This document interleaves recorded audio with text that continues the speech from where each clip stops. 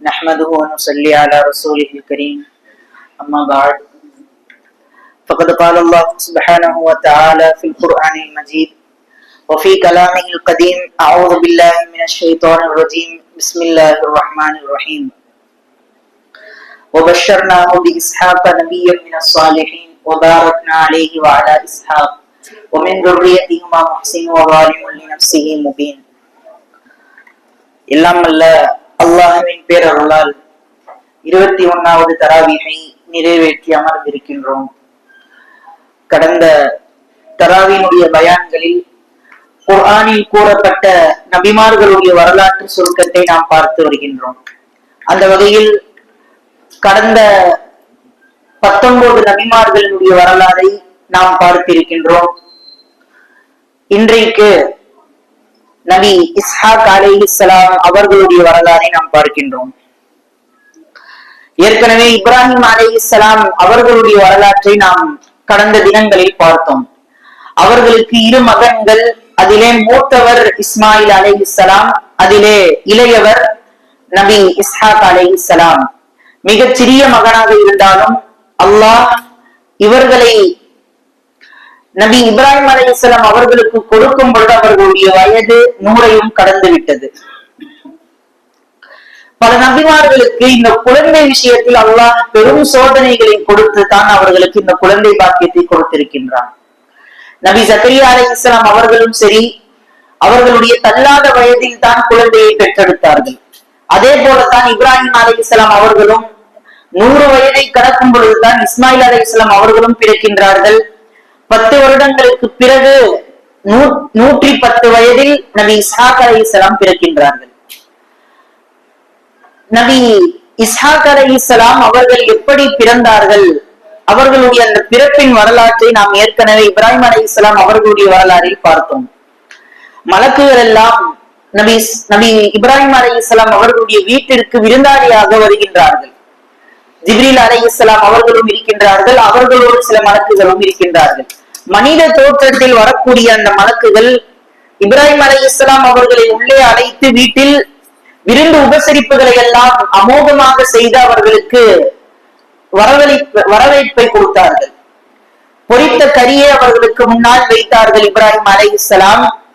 மலக்குகள் அந்த உணவை சாப்பிட மாட்டார்கள் என்பதை அறியாமல், அவர்கள் வந்தவர்கள் மலக்குகள் என்பதையும் உலகில் அறியாமல் நபி இப்ராஹிம் அலைஹிஸ்ஸலாம் உணவை எல்லாம் படைத்து அங்கு வைக்கின்றார்கள். உணவுகள் அப்படியே இருக்கின்றது, ஆனால் யாரும் சாப்பிடுவதாக தெரியவில்லை என்ற பொழுதுதான் நபி இப்ராஹிம் அலைஹிஸ்ஸலாம் அவர்களை பார்த்து மலக்குகள் பேசினார்கள். நீங்கள் பயப்பட வேண்டிய அவசியம் இல்லை. காலூலா தஹப் இன்னா நுபஷ்ஷிருக பிகுலாமின் அலீம். நீங்கள் பயப்பட வேண்டாம், நாம் உமக்கு சுப செய்தி சொல்வதற்காக வந்திருக்கின்றோம். உங்களுக்கு ஒரு குழந்தை பிறக்க போகின்றது. அந்த குழந்தையின் பெயர் இஸ்ஹாக். முபாரக்னா அலைஹி வஅலா இஸ்ஹாக். முபாரக்னா இஸ்ஹாக் அலைஹிஸ்ஸலாம் அவர்களுக்கு அல்லாஹ் பரக்கத் செய்தான்.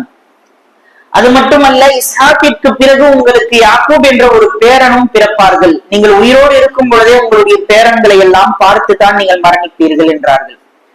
மலக்குகள் சொல்லிவிட்டு சென்று விட்டார்கள்.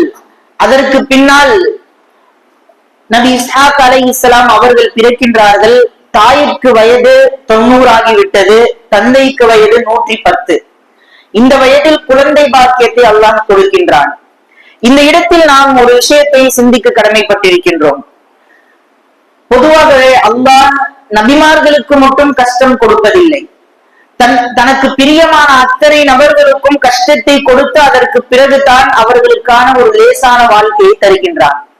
நாம் சிறிது துன்பங்களும் சிறிது சோதனைகள் வரும் பொழுதே நாம் துவண்டு போகின்றோம், சோர்வடைந்து விடுகின்றோம். அல்லாஹ் ஏன் நம்மை இப்படி சோதிக்கின்றான் என்று நாம் மனது விட்டு விடுகின்றோம். ஆனால் அந்த சோதனைகள் எல்லாம் கடந்துதான் நமக்கு இன்பமான ஒரு வாழ்க்கை இருக்கின்றது என்பதை நபிமார்களுடைய வரலாற்றில் அல்லாஹ் பல படிப்பினைகளை இப்படி வைத்துள்ளான். இன்னமல் உஸ்ரி யுஸ்ரா. துன்பம் இல்லாமல் இன்பம் வராது. இன்பங்கள் வருவதற்கு முன்னால் துன்பத்தை அனுபவிக்காமல் ஒரு மனிதரால் இன்பத்தை அனுபவிக்க முடியாது. இது இயற்கையான ஒரு நியதியாக யதார்த்தமாக இந்த உலகத்தில் படைக்கப்பட்ட ஒவ்வொரு மனிதரும் அது துன்பங்கள் இல்லாமல் வாழ முடியாது என்ற நியதியில் தான் படைக்கப்பட்டிருக்கின்றார்கள். நாம் யோசிக்க வேண்டும், ஒரு கால் நமக்கு கஷ்டம் எதுவுமே இல்லை, நமக்கு சோதனைகளே இல்லை, எந்த துயரங்களும் இல்லாமல் அப்படியே சந்தோஷமாக அப்படியே வாழ்கின்றோம் என்றால் இங்கு நாம் யோசிக்க கடமைப்பட்டிருக்கின்றோம், அல்லாஹ் நம்மை வெகு விரைவில் பிடிக்க போகின்றான் என்பதற்கு அர்த்தம் அது. ஏனென்றால் அப்படித்தான் தனக்கு பிடிக்காத, தனக்கு மாறு செய்யக்கூடிய அடியார்களை அல்லாஹ் அப்படி இந்த உலகத்தில் மகிழ்ச்சியாக வாழ வைத்துக் கொண்டே இருப்பான். திடீரென்று அவர் அல்லாஹ்வினுடைய கோப பார்வையும் கோப பிடியும் அவர்களின் மீது இறங்கும். அவர்கள் அப்பொழுது தள்ளாடி விடுவார்கள், அவர்களால் அதை சமாளிக்க முடியாது. இது அல்லாஹ்வினுடைய நியதி. வலாக்கின் அகதுனாகும் பகுத்தத்தவகும் லா யஷ்உரூன். இன்றைக்கு நாம் பார்த்து வருகின்ற சூழ்நிலைகளும் அப்படித்தான். நாம் எல்லாம் பலஸ்தீனை பற்றி யோசிக்கின்றோம், கவலைப்படுகின்றோம், அல்லாஹ் அவர்களின் மீது இரக்கம் காட்ட மாட்டானா என்று யோசிக்கின்றோம். ஆனால் அல்லாஹ்விற்கு தெரியும் தன்னுடைய அடியார்களை எந்த அளவிற்கு சோதிக்க வேண்டும். லா யுகல்லிஃபுல்லாஹு நஃப்ஸன் இல்லா வஸ்அஹா. அல்லாஹ் சக்தியை மீறி யாரையும் சோதிப்பது கிடையாது. அவர்களுடைய சக்திக்கு ஏற்பத்தான் அல்லாஹ் அவர்களை சோதிக்கின்றான். அவர்களுடைய ஈமானிற்கும் அவர்களுடைய இறை நம்பிக்கைக்கும் ஏற்ற சோதனையை அவர்களுக்கு கொடுக்கின்றான். நமக்கு தான் அத்தகைய சோதனைகளை எல்லாம் பார்த்து நாம் துவண்டு விடுகின்றோம், அதை சோர்வாக நினைத்து விடுகின்றோம், இறை நம்பிக்கையில் நமக்கு பலகீனமாக இருப்பதால் தான். ஆனால் அந்த உறுதியும் அந்த இறை நம்பிக்கையில் பற்றும் இருப்பதால் அவர்களுக்கு அதை பெரிய ஒரு சோதனையாக அவர்களுக்கு தெரியவில்லை. ஷஹீதுகளாக அங்கு ஆகிக் கொண்டிருக்கின்றார்கள். எனவே சோதனைகள் இல்லாமல் எந்த மனிதர்களும் இந்த உலகத்தில் வாழ முடியாது. அதுதான் இந்த உலகத்தின் நியதி. மனிதர்கள் சோதனைகள் இல்லாமல் வாழ்ந்தால் அவர்கள் கவலைப்பட வேண்டும். ஏனென்றால் அல்லாஹ்வின் கோப பார்வைக்கு அவர் உரித்தானவராக ஆகிவிட்டாரோ என்று அவர் சிந்திக்க வேண்டும். ஃபிரௌன் இந்த உலகத்தில் வாழ்ந்தான், பல ஆண்டு காலம் வாழ்ந்தான், எந்த சோதனைகளும் இல்லாமல் தான் வாழ்ந்தான். ஆனால் கடைசியில் மூழ்கடிக்கப்பட்ட அழிக்கப்பட்டான். இப்படி சோதனை இல்லாமல் வாழக்கூடியவர்கள் தான் இந்த உலகத்தில் யோசிக்க வேண்டும். சோதனைகள் பெற்றவர்கள் அவர்கள் அல்லாஹ்விற்கு பிரியமானவர்களாக இருப்பார்கள் என்பதை நபிமார்களுடைய வரலாற்றிலேயும் நாம் பார்க்கின்றோம். அப்படித்தான் நபி இப்ராஹிம் அலைஹிஸ்ஸலாம் அவர்களுக்கு பல வயதை கடந்த பொழுதுதான் இஸ்ஹாக் அலைஹிஸ்ஸலாம் அவர்களை குழந்தையாக கொடுக்கின்றான் அல்லாஹ் சுப்ஹானஹு வ தஆலா. இஸ்ஹாக் அலைஹிஸ்ஸலாம் ஷாம் நாட்டில் வளர்கின்றார்கள், வாலிப பருவத்தை அடைகின்றார்கள். அவர்களுடைய குடும்பத்திலிருந்து பெண்ணை திருமணம் முடிக்கின்றார்கள்.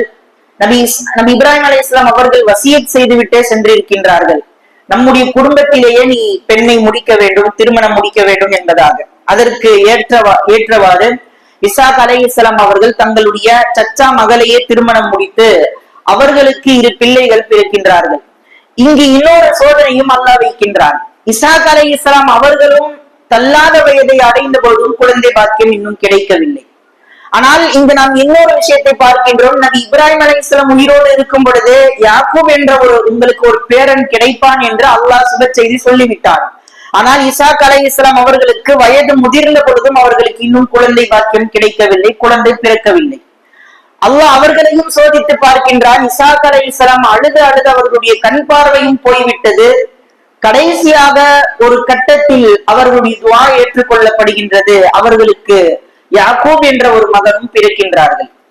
யாக்கூப் என்பதற்கு பொருள் 2ஆம் நபர் என்று பொருள், அதாவது பின் வந்தவர் என்று பொருள். யாக்கூப் 2வது மகனாக பிறக்கின்றார்கள். அதுக்கு முன்னால் ஈஸ் என்ற ஒரு குழந்தை நபி இஸ்ஹாக் அலைஹிஸ்ஸலாம் அவர்களுக்கு பிறக்கின்றது. இஸ்ஹாக் அலைஹிஸ்ஸலாம் அவர்களுடைய வரலாறு தெளிவாக அவர்கள் என்ன செய்தார்கள், அவர்களுடைய வாலிப பருவம் எப்படி கடந்தது, அவர்களுடைய திருமணம் முடித்த பிறகு எப்படி கடந்தது என்ற வரலாறு எல்லாம் தெளிவாக இல்லை என்றாலும் குர்ஆனில் அவர்களை பற்றி மட்டும் 16 இடங்களில் அல்லாஹ் பேசுகின்றான்.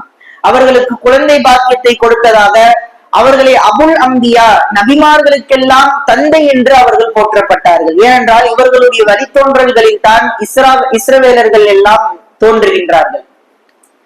70,000 நபிமார்கள் இவர்களுடைய பரம்பரையில் தான் வருகின்றார்கள். இவர்களுடைய பிள்ளைகள் தான் அத்தனை நபிமார்களும். எனவே தான் இவர்களுக்கு நபிமார்களுடைய தந்தை என்றெல்லாம் இவர்களுக்கு ஒரு புனை பெயர் எல்லாம் உண்டு. இஸ்ஹாக் அலைஹிஸ்ஸலாம் அவர்கள் நபி யாக்கூப் அலைஹிஸ்ஸலாம் அவர்களை பெற்றெடுத்த பிறகு இவர்கள் 118 ஆண்டு காலம் இந்த உலகத்தில் வாழ்கின்றார்கள். ஷாம் நாட்டிலேயே அவர்களும் அடக்கம் செய்யப்படுகின்றார்கள். தங்களுடைய தந்தைக்கும் தங்களுடைய தாய்க்கும் அருகிலேயே இவர்களும் அடக்கம் செய்யப்படுகின்றார்கள். நபி இஸ்ஹாக் அலைஹிஸ்ஸலாம் அவர்களுக்கு அல்லாஹ் சுப செய்தி சொன்னான், உங்களுடைய வழித்தோன்றல்களை நாம் பரக்கத் செய்வோம். நபி இப்ராஹிம் அலைஹிஸ்ஸலாம் அவர்களுக்கும் நாம் பரக்கத் செய்தோம். இப்ராஹிம் அலைஹிஸ்ஸலாம் அவர்களுடைய குழந்தையான இஸ்ஹாக்கிற்கும் பரக்கத் செய்தோம். இஸ்ஹாக்குடைய வழித்தோன்றல்கள் அனைவருக்கும் நாம் பரக்கத் செய்தோம். அவர்களுடைய வழித்தோன்றல்கள் அனைவரும் நபிமார்களாக பிறந்தார்கள்.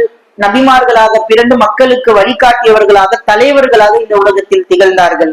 இப்படிப்பட்ட ஒரு பெரும் பாக்கியத்தை இஸ்ஹாக் அலைஹிஸ்ஸலாம் அவர்களுக்கு கொடுத்தான். இந்த பக்கம் இஸ்மாயில் அலைஹிஸ்ஸலாம் அவர்கள் அரபியர்களுக்கு நபியாக ஆனார்கள். அவர்கள் அபுல் அரபு, அரபுகளுக்கெல்லாம் தந்தை என்று போற்றப்பட்டார்கள்.